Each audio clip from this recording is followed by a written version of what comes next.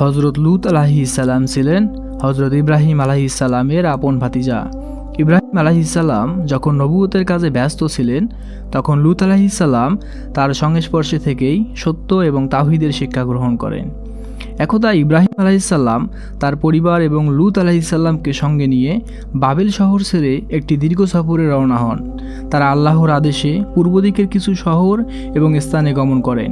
এই সফরের উদ্দেশ্য ছিল আল্লাহর বাণী প্রচার করা, মানুষকে শিরক থেকে তাওহীদের পথে ফিরিয়ে আনা এবং আল্লাহর রাস্তা দেখানো। সফরের এক পর্যায়ে তারা মিশর, কেনান এবং ফিলিস্তিন অঞ্চলে গমন করেন। সেখানে পৌঁছানোর পর আল্লাহর পক্ষ থেকে লূত আলাইহিসসালামকে একটি গুরুত্বপূর্ণ দায়িত্ব দেওয়া হয়। আল্লাহ তাকে নবী হিসেবে নিযুক্ত করেন এবং সাদুম শহর নামে একটি পাপাচারে নিমজ্জিত জাতির উদ্দেশ্যে যাওয়ার আহ্বান করেন। সেখানকার মানুষ আল্লাহর দেওয়া সত্য পথ ভুলে গিয়ে নিজেদের মতো করে জীবন গড়ে তুলেছিল। তারা এমন সব কাজ করত যা আগে কোনো জাতি করেনি। পুরুষে পুরুষে অবৈধ সম্পর্ক স্থাপন করত এবং নারীদের অবহেলা করত, আর রাতের অন্ধকারে চুরি, ডাকাতি এবং পাপাচারে লিপ্ত থাকত। তাদের জীবনধারা আল্লাহর দেওয়া নিয়মের সম্পূর্ণ বিপরীত ছিল। যখন আল্লাহ লূত আলাইহিসসালামকে নবী হিসেবে প্রেরণ করলেন, তখন আল্লাহর আদেশে তিনি সাদুম শহরে গিয়ে বসবাস শুরু করেন। প্রথম দিকে শহরের লোকেরা তাকে সহ্য করত। তারা ভাবত, এই লোকটি একজন ভদ্র মানুষ, নিজের কাজ করে যায়, আমাদের মধ্যে খুব একটা হস্তক্ষেপ করে না। একদিন রাতের বেলা সদম শহরের একটি অন্ধকার গলিতে কয়েকজন যুবক জড়ো হয়েছিল। তাদের চোখে ছিল দুষ্টুমি আর ঠোঁটে ছিল বিদ্রূপের হাসি। তারা একে অপরকে বলছিল, আজ রাতে যদি কোনো নতুন প্রতীক আসে তাহলে তাকে ধরে মজা করব। অর্থাৎ কোনো নতুন প্রতীক আসলে তার সাথে সমকামিতায় লিপ্ত হবে। আর একজন বলল, হ্যাঁ, সেও তো আমাদের মতো আনন্দে যোগ দেবে, পুরনো নিয়ম, যারা আসবে তারা আমাদের মতোই হবে। এই ছিল সদম শহরের দৈনন্দিন জীবন। প্রতীকদের ধরতে এবং তাদের প্রতি অসভ্য আচরণ করতে তারা লজ্জা পেত না। এমনকি তারা নিজেদের এই কাজগুলো নিয়ে গর্ব করত। এক সন্ধ্যায় পাহাড়ের কাছে দাঁড়িয়ে লূত আলাইহিসসালাম শহরের দিকে তাকিয়েছিলেন। তার চোখে মুখে ছিল গভীর দুশ্চিন্তা। আল্লাহর নবী হিসেবে তিনি জানতেন এই পাপাচারী জাতির জন্য শাস্তি অপেক্ষা করছে। তবুও লূত আলাইহিসসালামের হৃদয় ব্যথায় ভরে উঠল। তিনি বললেন, হে আমার প্রভু, আপনি তো আমাকে তাদের পথে ফেরানোর দায়িত্ব দিয়েছেন, কিন্তু তারা তো আমার কথা শুনতে চায় না। আমি কিভাবে তাদের আল্লাহর দিকে ফিরিয়ে আনব? প্রার্থনা শেষ হওয়ার পরেই তিনি সিদ্ধান্ত নিলেন এবার তিনি সরাসরি দাওয়াত শুরু করবেন। তিনি জানতেন এই দায়িত্ব সহজ হবে না। একদা সন্ধ্যায় শহরের প্রধান চত্বরে মানুষ জড়ো হচ্ছিল। কেউ বেচাকেনা করেছিল, কেউ গল্পগুজবে মেতেছিল। লূত আলাইহিসসালাম ধীরে ধীরে সেখানে গেলেন। তার হৃদয়ে ছিল দৃঢ়তা এবং বিশ্বাস। তিনি শহরের মানুষের উদ্দেশ্যে দাঁড়িয়ে বললেন, হে আমার সম্প্রদায়, আমি তোমাদের জন্য একটি গুরুত্বপূর্ণ বার্তা নিয়ে এসেছি। তোমাদের এসব কাজ যা তোমরা দিনের আলোয় এবং রাতের অন্ধকারে করছো, এগুলো আল্লাহর কাছে ঘৃণিত। তোমরা কেন এমন পাপাচারে লিপ্ত যা তোমাদের পূর্ববর্তী কোনো জাতি করেনি? তোমরা পুরুষদের সাথে অবৈধ সম্পর্কে লিপ্ত হও এবং নারীদের প্রতি অবহেলা করো। আল্লাহ এসব কাজ পছন্দ করেন না। সেখানে উপস্থিত মানুষদের মধ্যে একজন ফিসফিস করে বলল, লূত, তুমি কি নতুন ধর্মের কথা বলতে এসেছো? আর একজন চিৎকার করে উঠল, তুমি কি আমাদের পুরনো পথ ছেড়ে নতুন কিছু শেখাতে এসেছো? আমরা তো বহুদিন ধরে এভাবেই বেঁচে আছি, এতে দোষ কোথায়? আর একজন হাসতে হাসতে বলল, লূত, তুমি যদি আমাদের মতো না হতে চাও তবে আমাদের থেকে দূরে থাকো, আমাদের জীবন আমাদের মতো চলবে। লূত আলাইহিসসালাম বুঝতে পারলেন তাদেরকে বোঝানো সহজ হবে না, কিন্তু তিনি দমে গেলেন না।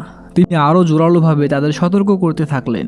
লূত আলাইহিসসালাম জানতেন তার সম্প্রদায়ের মানুষ অন্যায় ও পাপাচারে ডুবে আছে, তবে তিনি তাদের প্রতি কোনো বিদ্বেষ পোষণ করতেন না। বরং তিনি দয়া ও মমতার সঙ্গে তাদের আল্লাহর পথে ফিরিয়ে আনার চেষ্টা করে যাচ্ছেন। এক সন্ধ্যায় শহরের একটি প্রান্তে কিছু যুবক একত্রিত হয়ে নিজেদের মধ্যে কথা বলতেছিল এবং জোরে হাসতেছিল। লূত আলাইহিসসালাম সেখানে উপস্থিত হয়ে শান্ত স্বরে বললেন, হে আমার সম্প্রদায়, তোমরা কেন এমন কাজ করো যা আল্লাহ হারাম করেছেন? পুরুষের সঙ্গে অবৈধ সম্পর্ক স্থাপন করে তোমরা কি নিজেদেরই ক্ষতি করছো না?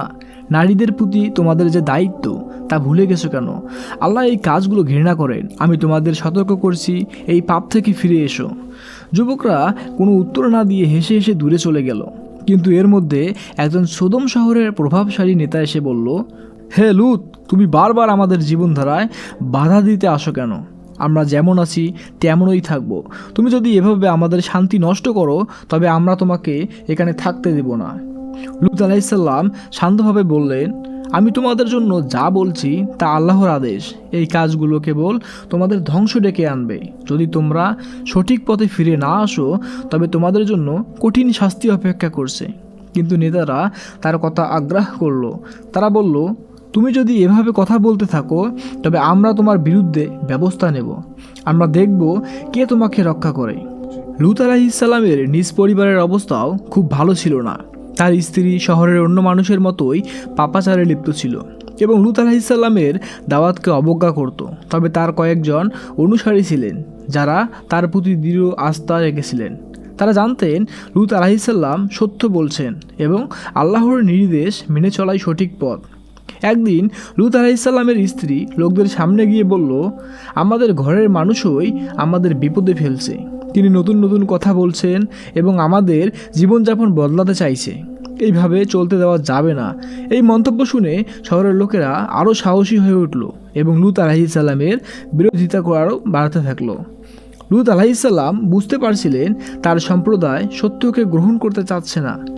এক গভীর রাতে তিনি আল্লাহর কাছে মাথা নত করে বললেন, হে আমার প্রভু, আমি যতটা পারি তাদের বোঝানোর চেষ্টা করেছি, কিন্তু তারা আমার কথা শুনছে না, বরং তারা আমাকে তাড়িয়ে দেওয়ার হুমকি দিতেছে। আপনি যদি আমাকে সাহায্য না করেন তবে আমি একা এই কাজ করতে পারবো না। লূত আলাইহিসসালামের দাওয়াত যত বাড়ছিল তার সম্প্রদায়ের বিদ্বেষ তত বেশি বাড়ছিল। মানুষ একত্রিত হয়ে পরিকল্পনা করেছিল কিভাবে তাকে শহর থেকে বের করে দেওয়া যায়। তারা একে অপরকে বলছিল, লূত আমাদের মধ্যে নতুন নিয়ম চালু করতে চায়। আমরা তো আমাদের পূর্বপুরুষদের মতোই বাঁচব। চলো তাকে শাস্তি দিই, যাতে আর কেউ আমাদের জীবনধারায় বাধা দিতে সাহস না করে।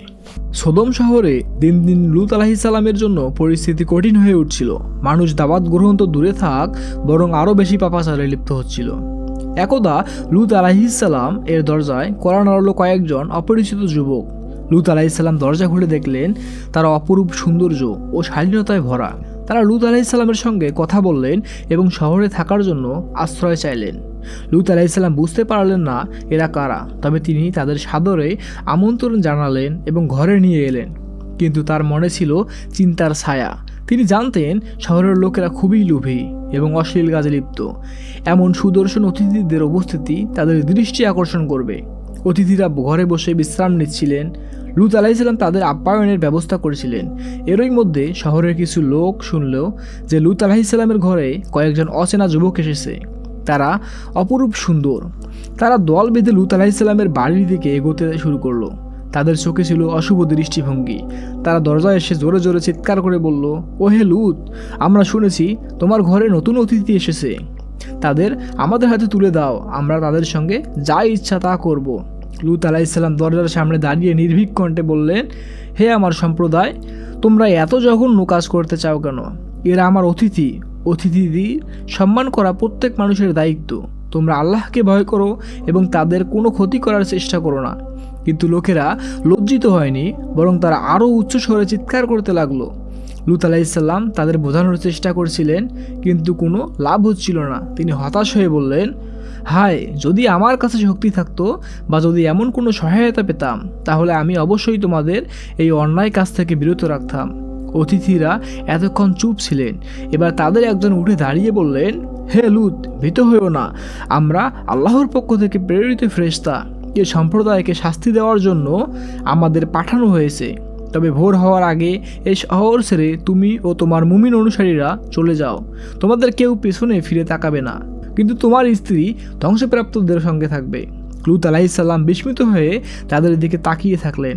এতক্ষণে তিনি বুঝতে পারলেন এরা মানুষ নয়, আল্লাহর পক্ষ থেকে আসা ফেরেশতা।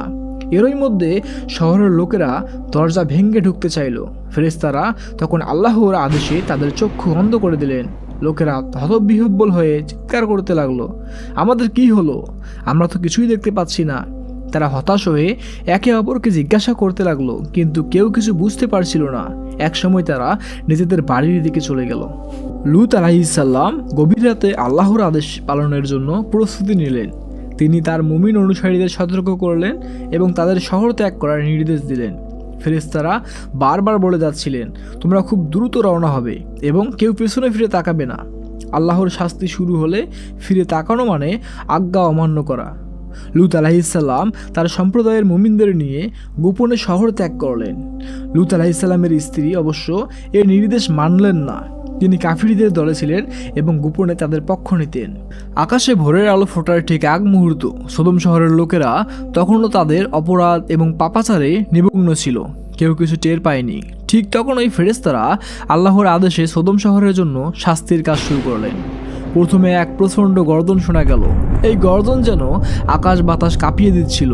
এরপর ফেরেশতারা সোদম শহরকে আকাশে তুলে নিয়ে উল্টে দিলেন। পুরো শহর আকাশের দিকে উঠে মাটিতে ধ্বংস হয়ে পড়ল। এরপর একটি ভয়াবহ কঙ্কর বৃষ্টি শুরু হলো। এই পাথরের কঙ্করগুলো প্রত্যেকটি অপরাধীর ওপর নির্ধারিত ছিল। আকাশ থেকে নিক্ষিপ্ত এই পাথরগুলো তাদের সম্পূর্ণ ধ্বংস করল। লূত আলাইহিসসালাম আর তার অনুসারীদের নিয়ে নিরাপদ স্থানে রওনা দিয়েছিলেন। তবে পথে তার স্ত্রী আল্লাহর আদেশ অমান্য করে পেছনে ফিরে তাকালেন। সঙ্গে সঙ্গে তিনি ধ্বংসপ্রাপ্তদের দলে অন্তর্ভুক্ত হলেন। তার গায়ে পাথর বৃষ্টি নেমে এলো এবং তিনি পাথরের মূর্তি হয়ে গেলেন। লূত আলাইহিসসালাম ও তার অনুসারীরা নিরাপদ দূরত্বে গিয়ে দাঁড়িয়ে শাস্তির ভয়াবহতা দেখলেন। লূত আলাইহিসসালামের চোখে জল এলো, কিন্তু তিনি জানতেন আল্লাহর সিদ্ধান্তই চূড়ান্ত। শাস্তির পর সোদম শহরের আর কোনো অস্তিত্ব রইল না। শহরটি সম্পূর্ণ ধ্বংস হয়ে গেল এবং সেখানে একটি বড় লবণের সমুদ্র সৃষ্টি হলো, যা আজকের মৃত সাগর ডেড সি নামে পরিচিত। এই সাগরটি সেই ধ্বংসের সাক্ষী হয়ে রয়েছে। আল্লাহ কুরআনে এই ঘটনাকে স্মরণ করিয়ে দিয়েছেন যাতে মানুষ শিক্ষা গ্রহণ করতে পারে। সূরা হুদে আল্লাহ বলেছেন, তাদের উপর আমরা এক প্রচণ্ড ঝড় প্রেরণ করেছিলাম যা পাপীদের ধ্বংস করে দিয়েছিল। আর এই ঘটনা এমন এক নিদর্শন যা ভবিষ্যৎ প্রজন্মের জন্য শিক্ষা।